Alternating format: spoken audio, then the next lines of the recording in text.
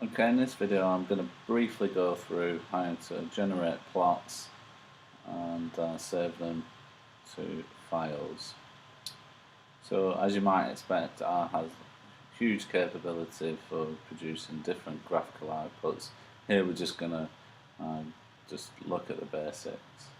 So I've already downloaded the body brain mass text file. What we're going to do is we're going to navigate to my desktop. So I go up to miscellaneous, change working directory, navigate to the desktop, and I'm going to use the read.table function.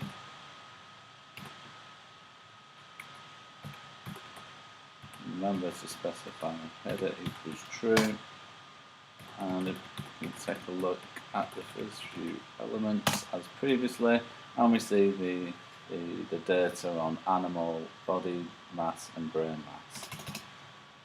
So quickly we're going to take the log transform of the data.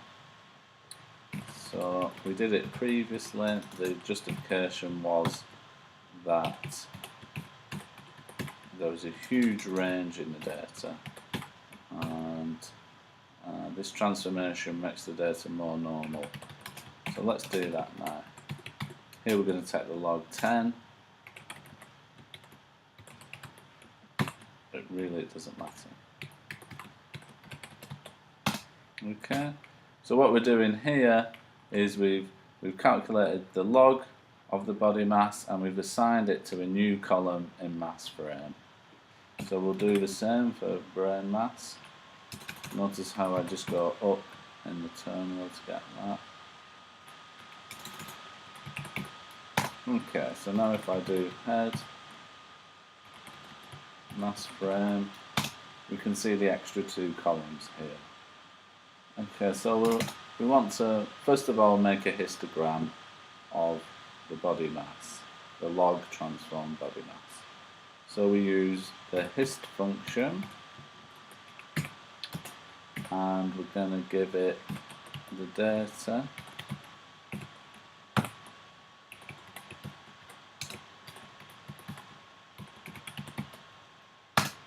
And just simply like that, passed into the hist function, it will produce a histogram for us. And you know, this is it's all automated. It adds column headings and plot headings and axis headings.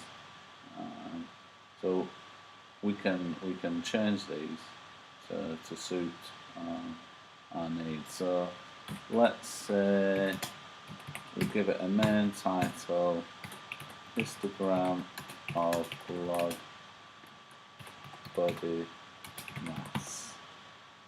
Okay.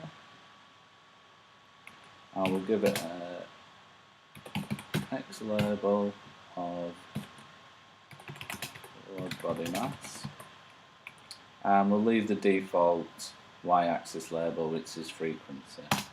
So you can see that we've changed the title and we've changed the X label here. Frequency was added by default. Okay, so that's a histogram. Now, what if we wish to plot log body mass versus log brain mass? Well, we'd like to use a scatter plot for that. And in R, this is given by the plot function. So let's say mass frame log body mass. So plot takes two arguments now. So previously histogram took one data argument, but the plot we're gonna give it two. Again, you should use the documentation to look at the different options available for these functions.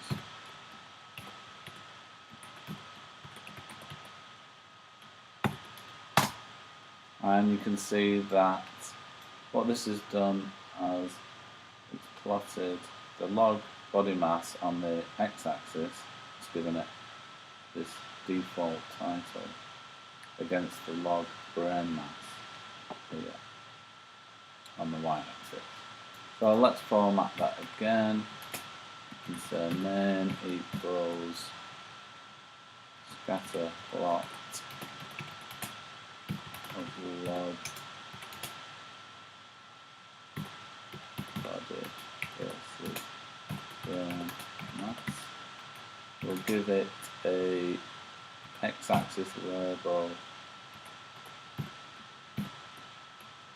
of log and a y-axis label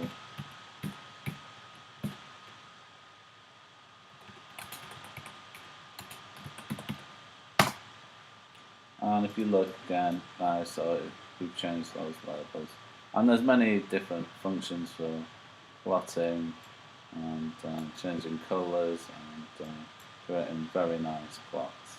And there's actually a web page called the R Graph Gallery where you can see lots of different examples of plots that people make.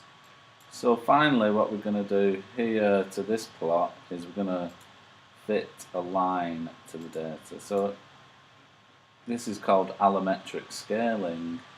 It's a well-known phenomenon in biology. And because this linear relationship on this log scale, log scale, is known as a power law, and we're gonna fit a line to these data, just to demonstrate how easy that is in R. So we're going to use the linear model function, and we're going to say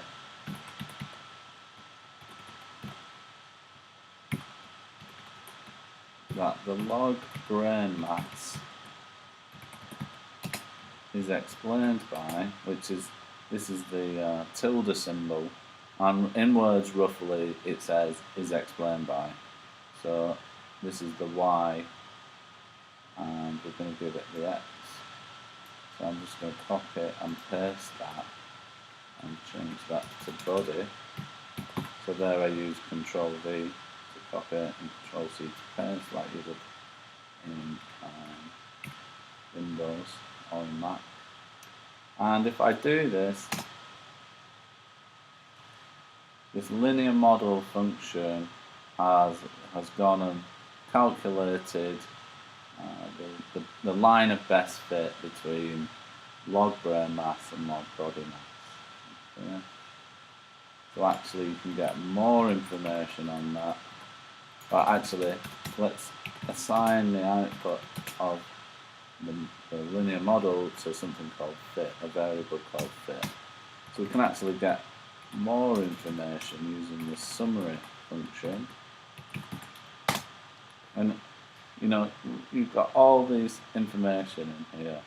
So if you had your own data, for example, and you wanted to fit a line and to see if it was significant, over here this tells us the significance of the intercept and the gradient.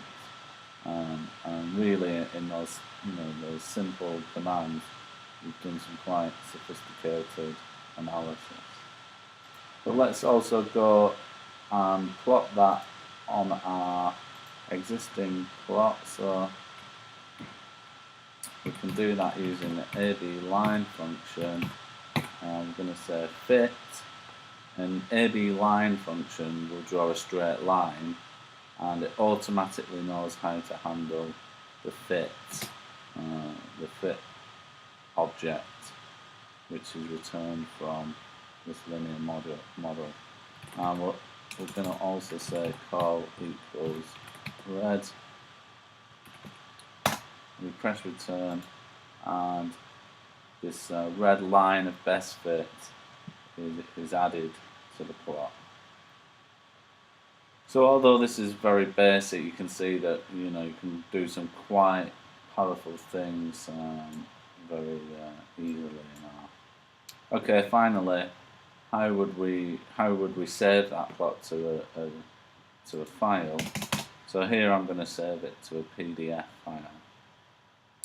Now R has, it takes some use to getting used to the format for these graphics outputs. But basically it uses this idea of a device. So I'm going to start a PDF device, myfile.pdf. Okay. Now any plotting functions that I do will be sent to the PDF myfile. So I'm just going to go up on my keypad and I'm going to go back to my original plot. So now that plot has not been printed to the screen, it's been printed to the PDF.